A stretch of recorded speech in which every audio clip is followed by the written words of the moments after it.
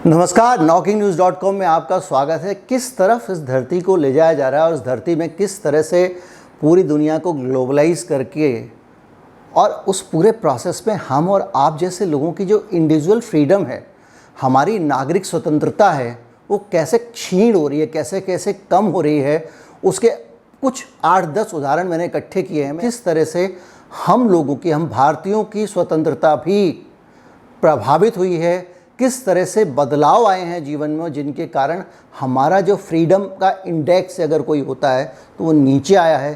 किस तरह से हिंदुस्तान के लोगों को, लोग कहते हैं अभिव्यक्ति की स्वतंत्रता, वो एक बात कर रहे होते हैं, लोग कुछ कह रहे होते हैं। बातचीत शुरू करूँगा कल जो डिजिटल करेंसी लॉन्च की है सरकार ने, उसका क्या मतलब है और उसका क्या प्रभाव पड़ने वाला है, और इसी तरह की बहुत सारी चीज़ें, ई कैश वगैरह पे और भी बहुत सारी चीज़ें। मैं आपको ऐसे 10-12 चीज़ें बताऊंगा जो आपके जीवन में हो चुकी हैं, आपको पता है लेकिन आप भूल गए हैं।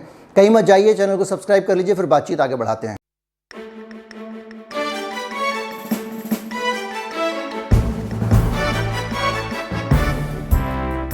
किसी भी देश, समाज और भूभाग पर गुलामी अगर एक झटके में आती है तो तभी आती है जबकि कोई विदेशी आक्रांता हमला कर ले और कब्जा कर ले, वरना दुनिया में जितनी भी तानाशाहियाँ आती हैं वो धीरे धीरे ग्रेजुअल आती है।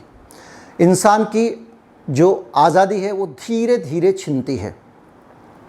मैं ये नहीं कह रहा हूँ कि हमारे यहाँ पे किसी की बुरी नज़र है, बुरी नीयत है और वो आज़ादी कब्ज़ा करना चाहता है।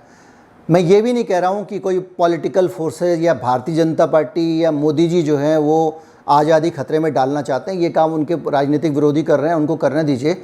मैं इसको उस तरह से नहीं देखता हूँ। मैं कभी भी चीज़ों को किसी एक पार्टी के नज़रिए से नहीं देखता हूँ, मैं एक फिनोमिना के नज़रिए से देखता हूँ। और मुझे ऐसा लगता है कि इस देश में, क्या दुनिया में, हर जगह ये राजसत्ता का कैरेक्टर होता है, ये स्टेट का चरित्र होता है, ये राज्य का चरित्र होता है कि वो धीरे धीरे शक्तियाँ अपनी बढ़ाता चला जाता है और जनता की शक्तियाँ कम करता चला जाता है। उसको लगता है इससे मुझे राज चलाने में आसानी होगी और धीरे धीरे करके वो जनता की सारी शक्तियाँ ले लेता है। इसीलिए जब शक्तियाँ जनता की कम की जा रही होती हैं, डेमोक्रेटिक प्रोसेस को कमज़ोर किया जा रहा होता है, जो हमारे यहाँ के चेक्स एंड बैलेंसेज सिस्टम के जब वो कमज़ोर किए जा रहे होते हैं तो समझदार लोग आवाज़ उठाते हैं, वो उस पर टोकते हैं और वो कहते हैं कि भाई हमारा देश कमज़ोर हो रहा है। तो मैं आपको एक एक करके बताना चाहता हूँ। सबसे पहले मैं कल वाली करेंसी की बात करता हूँ।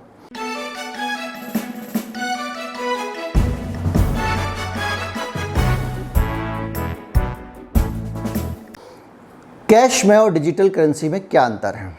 देखिए, मैंने एक उदाहरण दिया था कि कोरोना वायरस के मामले में बहुत सारे लोग इस देश में आंदोलन चला रहे हैं, दुनिया में आंदोलन चला रहे हैं, विरोध कर रहे हैं। उनके ऊपर बहुत तरह से सेंसरशिप लग रही है, उनके वीडियोस, उनके ऐप्स डिलीट किए जा रहे हैं।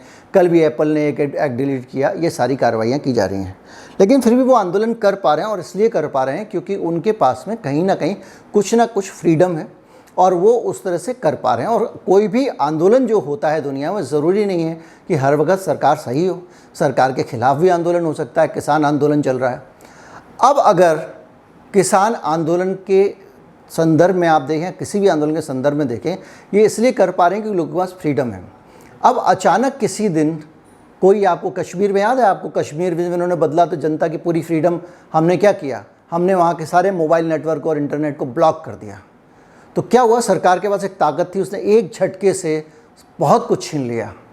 लेकिन फिर भी लोग सामान खरीद सकते थे, रसद खरीद सकते थे, बाज़ार से टमाटर, भाजी, सब्जी ला सकते थे और काम चला सकते थे। अब आप कल्पना करें कि आपके पास में रुपया नहीं है और वो रुपया कुछ ऐसे फॉर्मेट में है जिसको आप डिजिटल फॉर्मेट कहते हैं, वो कहीं कंप्यूटर में है, कहीं मोबाइल में है, और उस रुपए को आपकी पहचान से जोड़ दिया गया, आइडेंटिटी से। आधार कार्ड का मसला आया था, आपको याद होगा किस तरह से सुप्रीम कोर्ट ने उस पर ऐतराज़ जताया। अब एक कंप्यूटर में एक कमांड देने पे पता चलता है कि आपके सारे रुपए सीज हो गए, क्योंकि आपके जैसे अक्सर नहीं होता कि किसी आदमी के जो है वो सारे बैंक अकाउंट सील कर देती है पुलिस। अभी तक बैंक अकाउंट सील करती है, कैश तो उसका सील नहीं होता, लेकिन कैश भी अगर वर्चुअल हो जाएगा तो वो भी सीज हो जाएगा। मतलब ये आज़ादी आपकी काफ़ी हद तक स्टेट के कब्ज़े में आ गई। कुछ लोग कहेंगे सरकार तो अच्छी होती है। सरकार इसलिए अच्छी होती है सरकार क्योंकि आपने आज तक अच्छी सरकारी देखी है इस मुल्क में। कभी आपने यहाँ पे तानाशाह दूसरी सरकारों का दौर नहीं देखा जो किस तरह से चीज़ों को कब्जे में लेती हैं। हमारे यहाँ लोकतंत्र बहुत अच्छा है। जब इमरजेंसी भी लगी तो इंदिरा गांधी ने जो है उसको जल्दी से बहाल कर दिया। आज भी सरकार इस आरोप को अच्छा नहीं मानती है अपने ऊपर कि वो आज़ादी को कम कर रहे हैं। इसलिए आज तक की आज की तारीख तक हमारी सरकारें बेहतर रही हैं। लेकिन कभी अगर ख़राब सरकार आ गई तो क्या करेंगे, आपके हाथ में तो कुछ बचेगा ही नहीं। तो ये इस तरह से डिजिटल करेंसी जो है उसने धीरे धीरे करके वो कहीं ना कहीं आपकी स्वतंत्रता को प्रभावित करती है। एक चीज़ ये आपके सामने आ रही है। और ये देखिए, इसमें एक और बीच में एक नया डिसीजन आया करंट अकाउंट को लेके कि आप जो है वो करंट अकाउंट बहुत सारे लोगों के बंद हो गए हैं और कहा गया है कि किसी भी अगर लोन है किसी बैंक से तो उसी में आपका करंट अकाउंट, बहुत टेढ़ा नियम है, उस पर जाऊँगा तो बहुत मामला उलझ जाएगा। ये तो मैंने आपको डिजिटल करेंसी की बात बताई। लोगों के अकाउंट भी कम किए जा रहे हैं। कहा जा रहा है एक व्यक्ति का एक ही खाता हो ताकि लोग और सरकार सिस्टम उस पर नज़र रख सके, और बेनामी खाते भी बंद किए जा रहे हैं। आपको लग रहा है कि भाई आपके मन में ये आएगा कि भाई आप बुरा काम नहीं करते तो आप 4 खाता काहे रख रहे हैं। ठीक है, लेकिन फिर भी ये उनका जो इंटेंशन है वो आपके से ज़्यादा अपने कंट्रोल को बढ़ाने का, अपने सिस्टम में अपने कंट्रोल को बढ़ाने का है।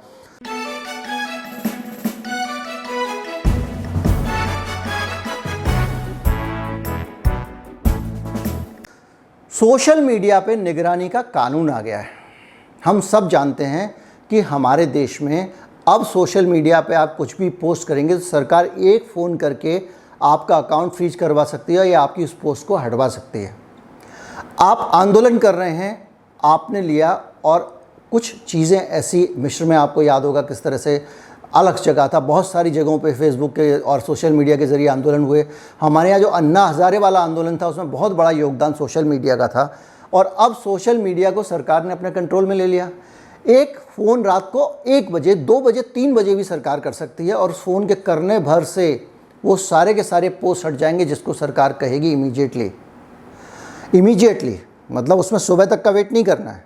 तो सोशल मीडिया क्या हुआ, इसका थोड़ा बहुत शुरू में कंपनियों ने विरोध किया, उसमें शामिल हो गई, तो सोशल मीडिया की भी फ्रीडम जो इंडिपेंडेंस थी वो कम हो गई और वो किसके पास चली गई, सरकार के पास चली गई।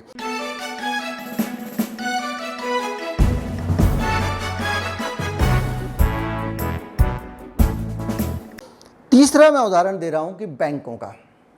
देखिए, बैंक जो हैं वो कम किए जा रहे हैं या कम हो रहे हैं। बैंकों के दिवालिया होने वाले मामले और बहुत सारे मामले बढ़ रहे हैं, इसीलिए सरकार ये कानून लेके आई है। यानी कम कंट्रोल सेंटर रहेंगे जिनके ज़रिए जनता के फाइनेंस पे सरकार नज़र रख सकती है।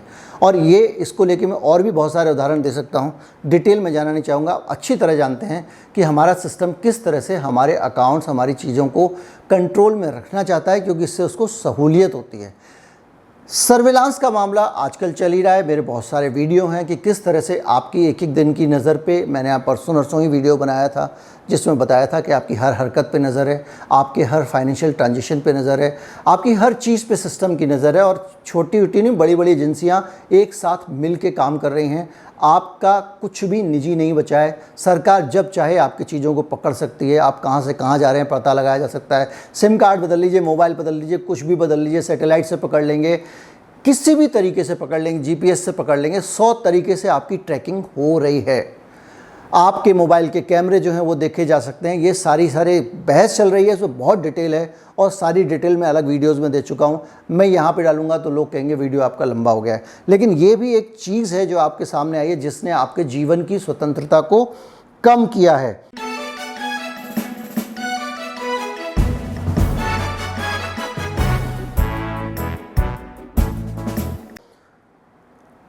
इस देश के जो मंत्री हैं उनकी स्वतंत्रता का हाल मैं बताता हूँ। 2015 में भारत का कैबिनेट मिनिस्टर भी बैठक के अंदर मोबाइल लेकर नहीं जा सकता। इस बात को लेकर प्रतिबंध लगा दिया गया है। अंदर क्या मंत्रणा होगी, प्रधानमंत्री उनको क्या निर्देश दे रहे हैं या प्रधानमंत्री के साथ वो क्या बातचीत कर रहे हैं, ये किसी भी हालत में बाहर नहीं जा सकता। सुपर टॉप सीक्रेट है जो बिल गेट के पास भी नहीं होगा इतना सीक्रेट। ये सीक्रेट भारत में लगातार बढ़ता जा रहा है और ये जो स्थिति है इससे आप अंदाज़ा लगा सकते हैं कि चीज़ें कहाँ जा रही हैं। एक और उदाहरण देता हूँ और मेरे पास बाइट है, पता नहीं किसी के पास होगा या नहीं होगा, मैं आपको सुनवा देता हूँ। जब भारत में नोटबंदी की गई थी तो मंत्रियों को ताले में बंद कर दिया गया था। ये तथ्य आप नहीं जानते होंगे। प्रधानमंत्री ने जब ये फैसला लिया तो ये कह के लिया कि मैं अकेला फैसला ले रहा हूँ और ये अच्छा होता है या गलत होता है इसकी जिम्मेदारी मेरी होगी। इस देश का एक सिस्टम है, फैसले लेने की एक प्रक्रिया है, ये ऑटोक्रेटिक देश नहीं है, लेकिन ये किया गया और इस खबर को कोई लीक ना कर दे इसलिए मंत्रियों को ताले में बंद कर दिया गया। ये बयान सुनिए आप मंत्री जी क्या कह रहे हैं। डिमोनेटाइजेशन किया था तो आप लोग सोचते होंगे कि हम लोगों को तो पहले से बता दिया हम लोग, तो आपको 8 दिसंबर को 8 बजे उन्होंने बताया था, हमको तो 8 मिनट पहले ही उसने बताया गया था। हम लोग को भी 8 मिनट पहले जब रेडियो पे टीवी पे बोलने के लिए गए तो हम सब पूरी खबरें भी बंद कर गए थे कि जब तक मेरा हिंदी अंग्रेजी का ब्रॉडकास्ट खत्म नहीं होगा तब तक कोई भी जो है बाहर नहीं जाएगा। टेलीफोन जो वैसे ही कैबिनेट मीटिंग में बाहर होते हैं, तो बहुत सारी चीजों के अंदर हमने देखा। और इस देश में डेमोक्रेसी इस स्तर पर पहुंच गई है जो चुने हुए प्रतिनिधि हैं। चुने हुए प्रतिनिधि हिंदुस्तान में बड़े प्यारे तरीके से एक प्रेसिडेंशियल सिस्टम लागू कर दिया गया जिसमें वोट आप व्यक्ति को देते हैं, पार्टी को नहीं देते हैं, आप कैंडिडेट को भी वोट नहीं देते हैं। पहले आप जो है कैंडिडेट को वोट देते थे तो कैंडिडेट अकड़ के चलता था और वहाँ जाके बोलता था नहीं साहब ये मेरे क्षेत्र के लोगों के हित में नहीं है, मैं नहीं करूँगा। लेकिन बड़े प्यारे तरीके से पहले राजीव गांधी दल बदल विरोधी कानून लेके आए और आपके सांसद को, आपके प्रतिनिधि को कमज़ोर कर दिया। उसके बाद में उस कानून को और सख्त बनाया गया और अब तो चुनाव ही मोदी जी के नाम पे और राहुल गांधी के नाम पे वोट मांगे जाएंगे।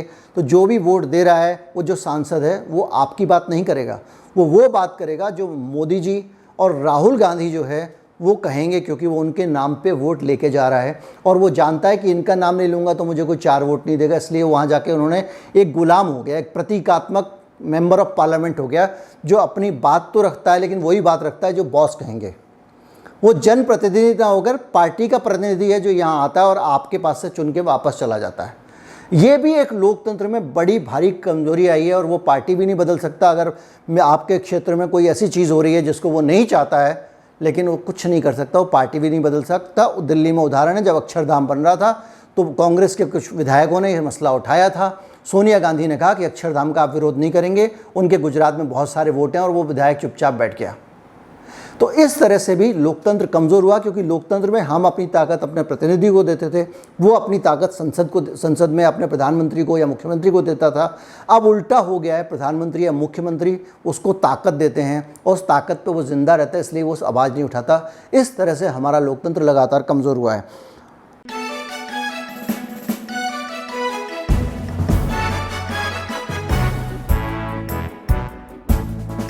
आपके देश में अब सरकारी दफ्तर के अंदर जो आईएएस अधिकारी होते हैं ना, पहले आईएएस अधिकारी केवल एक प्रक्रिया थी, चुन के आते थे, उसके अलावा कोई नहीं बन सकता था। अब प्राइवेट कॉरपोरेट अधिकारी भी रिलायंस में काम किए हुए, अडानी के यहाँ काम किए हुए और किसी कंपनी कॉरपोरेट में काम किए हुए शान के साथ डिप्टी सेक्रेटरी और उधर के लेवल पे जाके सीधे अंदर जाके भर्ती होंगे और काम करेंगे। सरकार का कहना है कि इनका जो अनुभव है कॉरपोरेट का उसका हम फ़ायदा उठाएंगे। मसलन कि अगर कोई उद्योगपति गलत इस्तेमाल करना चाहे तो अब वो किसी बाबू को भी पैसे वैसे नहीं खिलाएगा, बाबू को भी सेट नहीं करेगा, बाबू को भी ब्लैकमेल नहीं करेगा, बाबू की भी जासूसी नहीं करेगा, बाबू के खिलाफ भी पेगासस नहीं भेजेगा, अपना आदमी बाबू बना के आपके दफ्तर में बिठा देगा। ये नियम सरकार ले आई है जो काम कर रहा है, जो लागू हो चुका है। इस लेवल पे हमारी डेमोक्रेसी पहुंच गई है। ऑर्डिनेंस फैक्ट्री जहाँ पे बम बनते थे, हिंदुस्तान का रसद जहाँ बन रहा है, वो ऐसी बड़ी जगह थी जहाँ के ज़रिए किसी भी देश की सुरक्षा जो है वो सुनिश्चित होती है। वो अभी तक भारत का रक्षा मंत्रालय उसके अंडर में आती थी और रक्षा मंत्रालय जो है वो ही तय करता था उसके गोला बारूद की क्वालिटी वगैरह वगैरह। अब उसका कारपोरेटीकरण हो रहा है, वो धीरे धीरे कंपनियां बनाएंगी। और आप जानते हैं जब कंपनियां बनती हैं तो बाद में कंपनियां प्राइवेट भी होती हैं। अब गोले के अंदर वो क्या बुरादा भर रहा है ये तो तब कभी जांच होगी तो पता चलेगा, लेकिन ये देश की सुरक्षा का मामला है। मैं इस पर ज़्यादा कुछ नहीं कहना चाहता हूँ, लेकिन मैं इतना ज़रूर कहना चाहता हूँ कि जो रक्षा मंत्रालय के ऑर्डिनेंस फैक्ट्री के कर्मचारी हैं उन्होंने इसका विरोध किया और उन्होंने ये कहने की कोशिश की कि भाई अगर आप जो है इसको प्राइवेटाइज़ करोगे और हम लोगों के हितों से अगर खिलवाड़ करोगे तो हम अपना श्रम नहीं देंगे आपको। देखिए, हड़ताल करने की जो बात है हड़ताल ऐसा शब्द बना दिया गया है, भाई मैं कहूँगा कि मैं आपसे खुश नहीं हूँ इसलिए 5 दिन तक आपके घर पे नहीं आऊँगा, आपका काम नहीं करूँगा, तो आपको एक दंड मिलेगा। वो भाई भी ख़त्म कर दिया गया, हड़ताल करने का अधिकार भी छीन लिया गया, विपक्ष के विरोध के बावजूद छीन लिया गया उनका। तो अब ये सोचिए, एक तरफ तो कह रहे हैं आप सेंसिटिव डिफेंस ऑर्गेनाइजेशन है और आप जो है हड़ताल नहीं कर सकते, और दूसरी तरफ उस सेंसिटिव डिफेंस ऑर्गेनाइजेशन को आप कॉर्पोरेटाइजेशन कर रहे हो। ये सारी चीज़ें कुछ मोटी मोटी जो अभी अभी मेरे दिमाग में आई हैं वो मैंने आपके सामने रख दी हैं। लॉकडाउन के दौरान जिस तरह से नागरिक स्वतंत्रता का हनन हुआ, दूसरी चीज़ें हुई, वो अलग मसले हैं, चूँकि उसको एक पेंडेमिक एक्ट है और एक इमरजेंसी सिचुएशन है, इसलिए उसको चुनौती नहीं दी जा सकती। जब भी इमरजेंसी सिचुएशन होती है तो स्टेट की पावर वैसे भी बढ़ती है। उम्मीद करता हूँ कि जो कलेक्शन मैंने किया है इसमें बहुत सारी चीज़ें मुझसे छूट गई होंगी, मुझे पूरा भरोसा है। आप जो है अपने कमेंट के ज़रिए बताएं कि वो क्या छूटा है, ताकि आने वाले वीडियोज़ में उन चीज़ों को मैं शामिल कर सकूँ।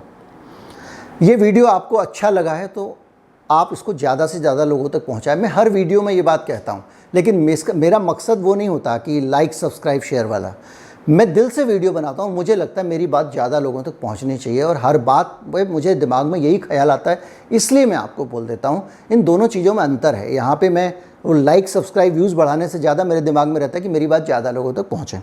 अगर आप मुझे सहयोग करना चाहते हैं, आप चाहते हैं कि आर्थिक रूप से हम मजबूत हों, तो ये हमारा जो बारकोड है इसको आप स्कैन करके भुगतान कर सकते हैं, और इसके अलावा जो है इसमें UPI कोड लिखा हुआ है उससे भी भुगतान कर सकते हैं। अगर आपको अकाउंट डिटेल चाहिए या आपको लगता है कि आप मोबाइल के ज़रिए भुगतान करना चाहते हैं तो आप मुझे एक ईमेल कर दीजिए। ईमेल भी मेरे डिस्क्रिप्शन में नीचे है और UPI कोड भी है, तो मैं वहाँ से आपको अपना नंबर और जो है जानकारी दे दूँगा, उसके ज़रिए आप ट्रांसफ़र कर सकते हैं।